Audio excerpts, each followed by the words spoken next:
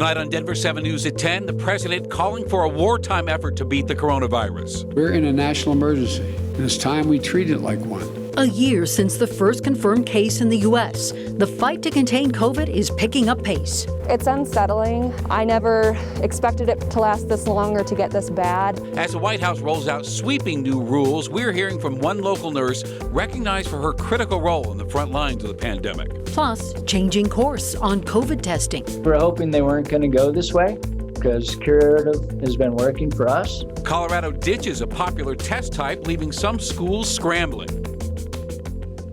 Today marks 1 year since the U.S. confirmed its first case of the coronavirus. It was in Washington state. And then just a few weeks later in March, the virus spread to Colorado. By July, case numbers were exploding here, and Governor Polis ordered a statewide mask mandate to slow the outbreak. In December, hope arrived in the form of tiny glass vials filled with what doctors assure us is a safe and effective coronavirus vaccine. And now, after a year of isolation and money worries and concern for our friends and family, we are still in this fight, and we've got to find the tools and the courage to see it through. Welcome to Denver7 News at 10. I'm Shannon Ogden. Good evening. I'm Ann Trujillo. Thanks so much for joining us today. President Biden got down to business, putting his plan to combat coronavirus into action. And there are several changes that will affect us directly. So first up, he wants to make good on his promise of 100 million vaccines in the first 100 days. So how will that happen? By ramping up supply.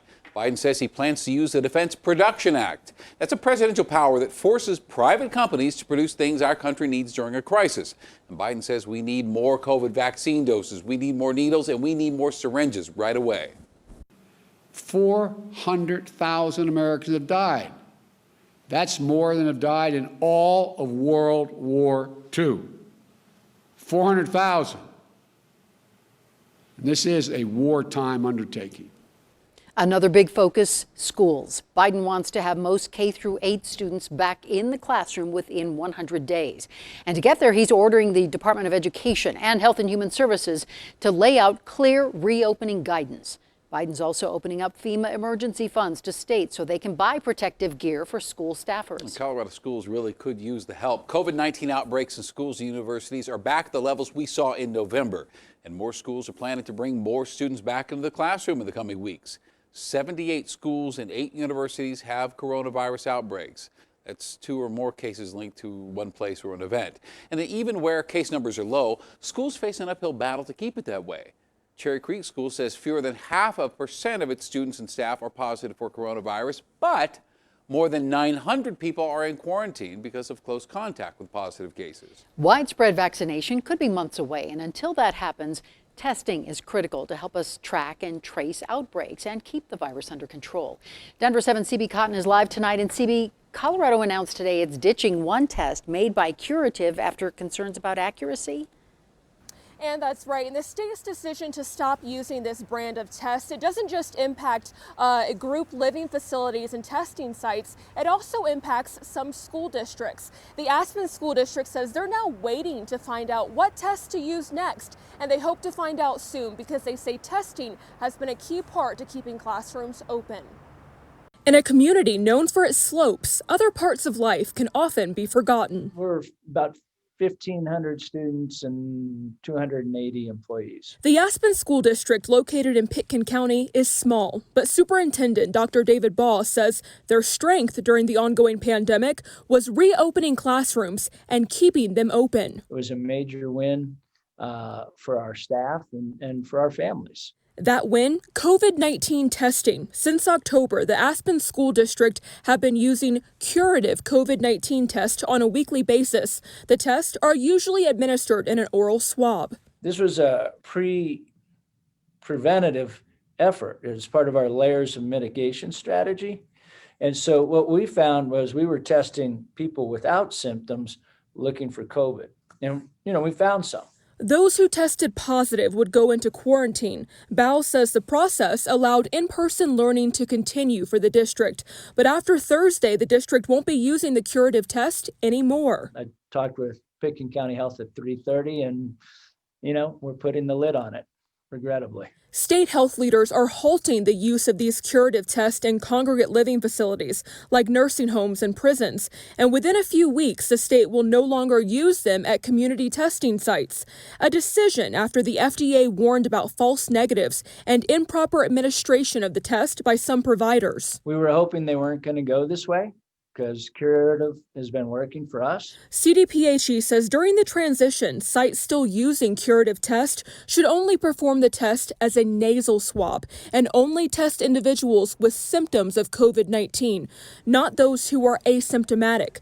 The guidance meant Pitkin County would also end its use of the test. It has been for predominantly asymptomatic community testing. And so even though I believe curative is still functional for those symptomatic individuals, for our purposes, it just doesn't fit our community's needs. Now, testing sites across the state and even some school districts are left to make quick transitions to new testing measures. Within 2 weeks, we hope to have something up and running. I'm not sure what.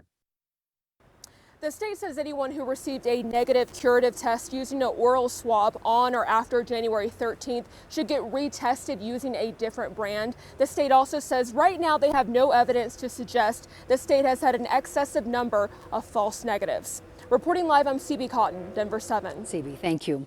Our senior care facilities face an uphill battle to keep vulnerable Coloradans safe from the virus. Well, now drug maker Eli Lilly says its COVID-19 treatment can help to prevent illness among the people who live there and the staff looking after them. A new study shows overall the antibody drug can cut the risk of catching COVID-19 by nearly 60%. It's even better news for people living in nursing homes. Their risk dropped by 80%. Researchers say it shows promise for preventing outbreaks at care homes. And one of the biggest hurdles on the vaccine front is building community confidence. For people of color, that skepticism is even higher. Dr. Anthony Fauci says focus needs to be on outreach.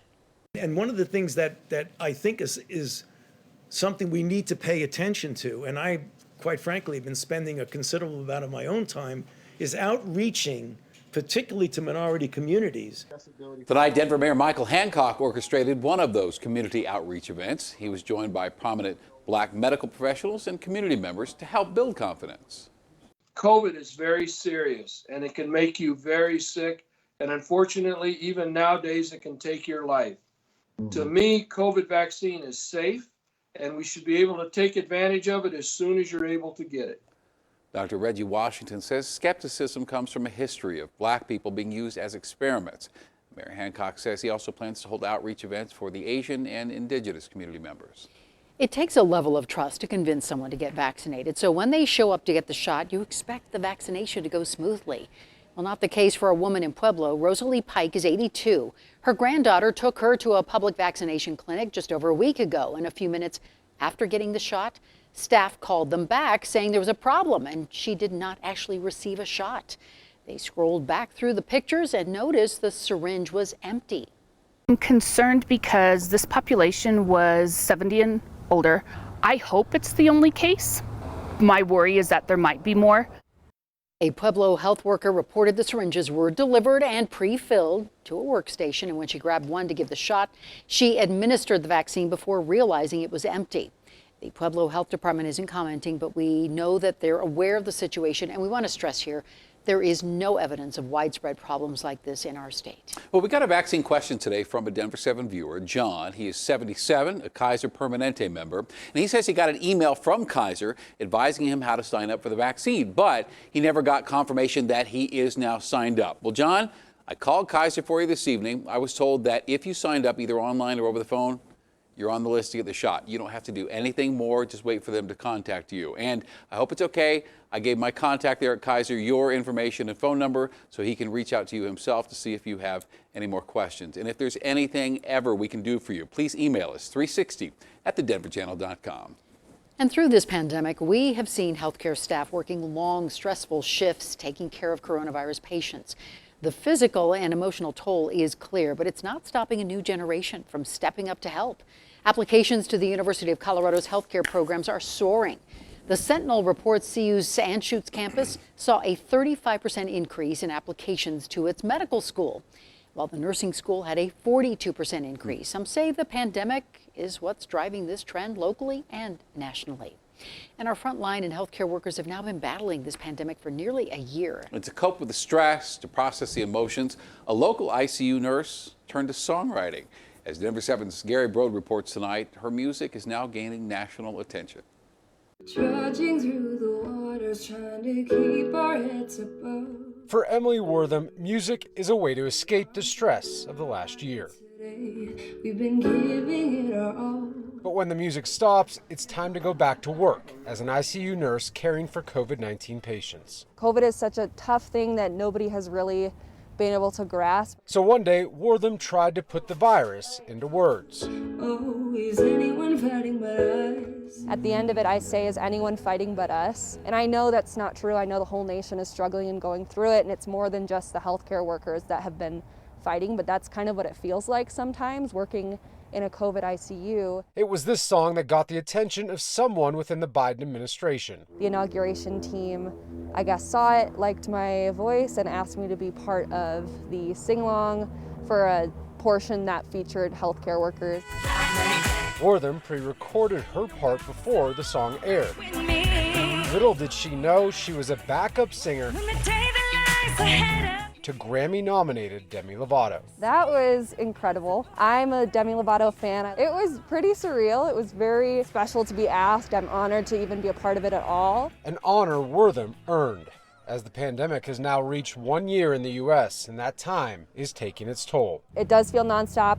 I do feel tired. I'm sure all of my fellow healthcare workers feel tired as well, but I'd say that's kind of what the pandemic has done. Despite the physical and emotional toll, Wortham remains committed and optimistic. I never expected it to last this long or to get this bad, but I'm hopeful that with the vaccine coming out, we have a light at the end of the tunnel. In Highlands Ranch, Gary Brode, Denver7. Just great, and thank you so much for everything you've done.